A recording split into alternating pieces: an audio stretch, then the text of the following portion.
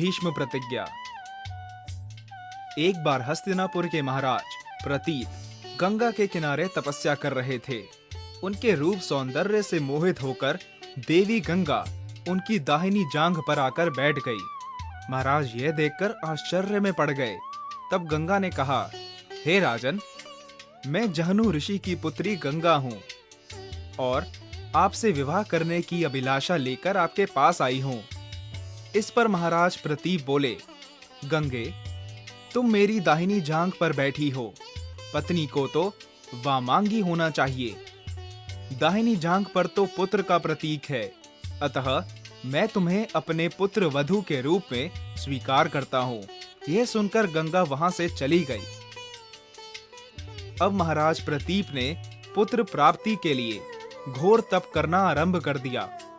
उनके तप के फलस्वरूप उन्हें पुत्र की प्राप्ति हुई, जिसका नाम उन्होंने शांतनु रखा। शांतनु के युवा होने पर उसे गंगा के साथ विवाह करने का आदेश दे महाराज प्रतीप स्वर्ग चले गए। पिता के आदेश का पालन करने के लिए शांतनु ने गंगा के पास जाकर उनसे विवाह करने के लिए निवेदन किया।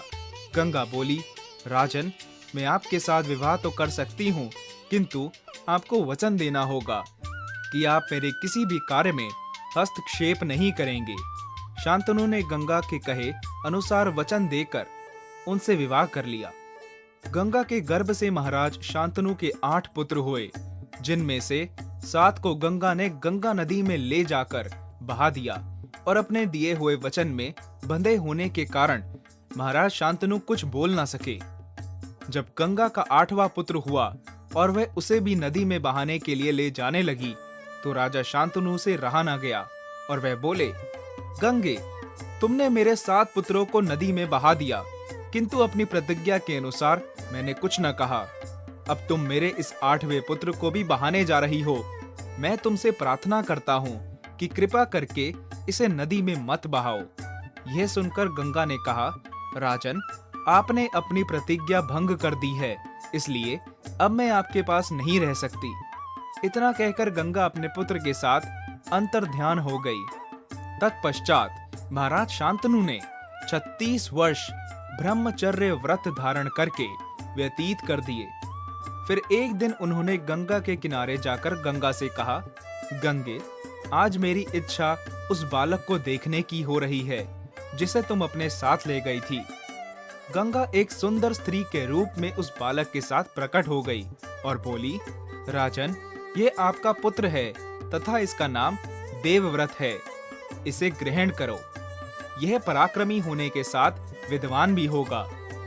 अस्त्र विद्या में यह परशुराम के समान होगा। महाराज शांतनु अपने पुत्र देवव्रत को पाकर अत्यंत प्रसन्न हुए और उसे अपने साथ हस्तिनापुर लाकर युवराज घोषित कर दिया।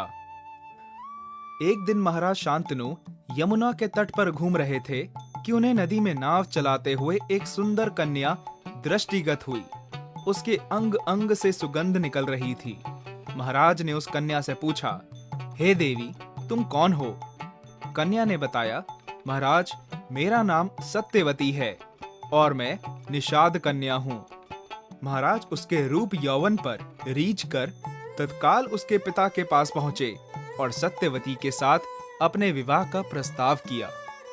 इस पर धीवर निषाद बोला, राजन, मुझे अपनी कन्या का आपके साथ विवाह करने में कोई आपत्ति नहीं है, परंतु आपको मेरी कन्या के गर्भ से उत्पन्न पुत्र को ही अपने राज्य का उत्तराधिकारी बनाना होगा। निषाद के इन वचनों को सुनकर महाराज शांतनु चुपचाप हस्तिनापुर लौट आए। सत्यवती के वियोग में महाराज शांतनु व्याकुल रहने लगे। उनका शरीर दुर्बल होने लगा। महाराज की इस दशा को देखकर देवव्रत को बड़ी चिंता हुई। जब उन्हें मंत्रियों के द्वारा पिता की इस प्रकार की दशा होने का कारण ज्ञात हुआ, तो वे तत्काल समस्त मंत्रियों के साथ निषाद के घर जा पहुंचे और उन्होंने निषाद से कहा, हे निषाद, आप सहर्ष अपनी पुत्री सत्यवती का विवाह मेरे पिता शांतनु के साथ कर दें।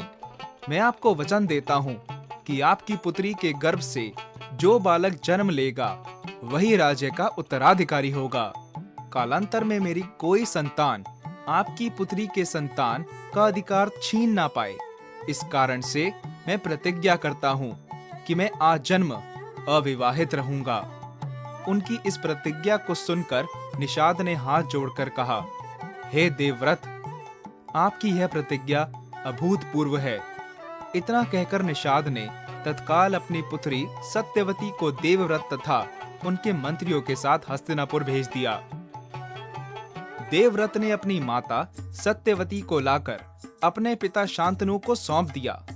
पिता ने प्रसन्न होकर पुत्र से कहा, वत्स, तूने पितृभक्ति के वशीभूत होकर ऐसी प्रतिज्ञा की है जैसा कि ना आज तक किसी ने किया है और ना भविष्य में करेगा। मैं तुझे वरदान देता हूँ कि तेरी मृत्यु तेरी इच्छा से ही होगी। तेरी इस प्रकार की प्रतिज्ञा करने के कारण तू भीष्म कहलाएगा और तेरी प्रतिज्ञा भीष्म प्रतिज्ञा के नाम से सदैव प्रख्यात रहेगी। गंगा ने स्वयं का परिचय जनहू ऋषि की पुत्री के रूप में दिया, जबकि वे हिमालय पुत्री थी। मैं अच्छी प्रकार से जानती हूँ कि पाठक अवश्य यह समझते होंगे कि गंगा ने ऐसा क्यों कहा, किंतु यह भी हो सकता है कि कुछ पाठकों को ज्ञात ना हो कि गंगा जहनु ऋषि की पुत्री कैसे हुई। अपनी इस जिज्ञासा को शांत करने के लिए अगली कथा पढ़ सकते हैं।